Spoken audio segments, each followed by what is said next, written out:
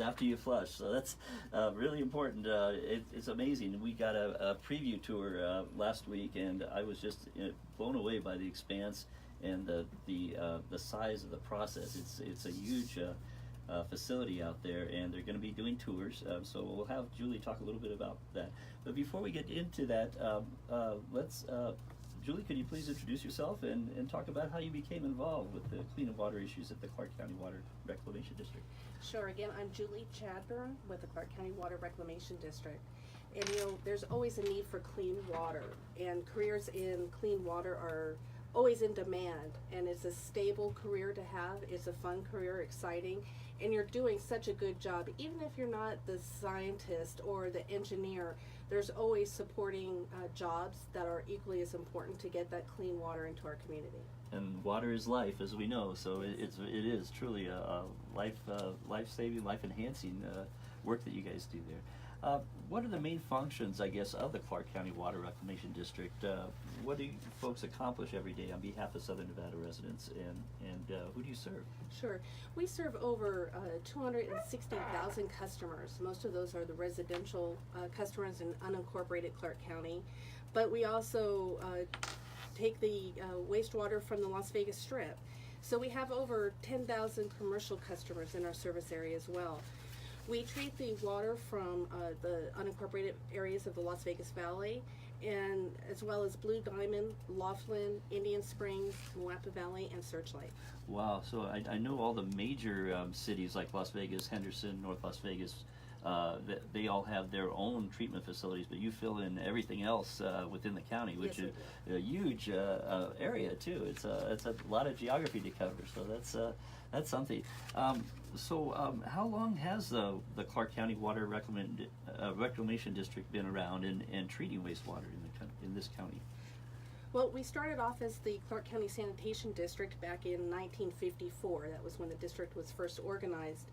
And we began operation at what is now our Flamingo Water Resource Center back in 1956. So we've been treating the wastewater in the valley for over 60 years. Wow, and people coming out to the Waterfest next Saturday will be able to tour that and kind of see some of that history right in person there. CCWRD is kind of the acronym. It's the largest wastewater agency in the state.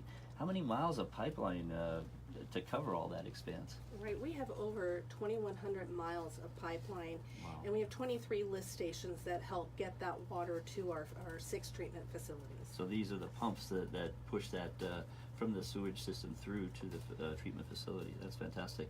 And you were talking about, what is the water cycle? I think that's a good concept that we don't, I know I didn't know enough about.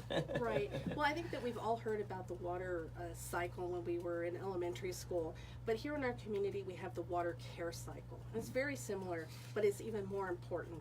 It starts off with that precipitation that we get from the Pacific Ocean, the evaporation, then it goes over to the Rockies, drops the snow, and you have the snow melt into the Colorado River.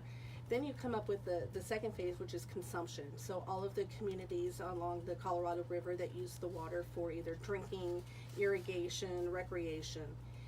Then once that water is used and it comes back to my agency here in unincorporated Clark County to be cared for. Mm-hmm. And this is where we take that water, we treat it, we run it through our process, our facilities, and we prepare it for its final journey, which is, actually it's not the final journey, it goes back into our community. So the last stage is reuse, and that's where we do put all of that water back into our community's water source. That's incredible. As people know, we're in the 15th year or 16th year of a drought, and the Colorado River and its tributaries support about 40 million people and more than 7,800 square miles of farmland between Colorado, Utah, Arizona, Nevada, and California. Mexico receives a small allocation of water where the river ends along the national border. It was interesting, in the decades past, the Colorado River used to flow through Mexico into the Sea of Cortez, but it's kind of dried up because of the drought and the overusage. And Lake Mead itself is divided into 4 major basins from west to east: the Boulder Basin, Virgin, and Greg Basins, plus the Overton Arm, I guess, which extends northward from the Virgin Basin to the confluence of the lake with the Virgin and Muddy rivers. Each of these basins shows signs of water level changes in the reservoir now. Yeah, that's something. So your work now, I think, is becoming more and more important. Whatever water we can reclaim and use. So what actually happens to wastewater within the treatment plant process to restore it to a cleaner state? Sure. Well, the water goes through both a physical, biological, and chemical processes. First, we have our preliminary treatment, which removes rags and grease, and that's just Right. pretty much just a physical process. Then we go into primary treatment, and this is both physical and chemical. We add a little bit of chemical just to bind some of the solids, and this is where we do remove the suspended solids and grease from the water. Then we go into secondary treatment, which is mostly biological. Here we remove dissolved organics, phosphorus, and ammonia. From there, we disinfect the water through both a physical and chemical process. We remove pathogens, we reduce the microorganisms. And then we also treat the solids by thickening those solids that we pulled out of the water through the other phases. We add a little bit of polymer to thicken it up, and we send it through centrifuges to dewater it before we send it off. Wow, that's amazing. I mean, it's really a beautiful science cycle there that makes that all work. And we'll talk about that more when we return to the next segment. Great, thank you.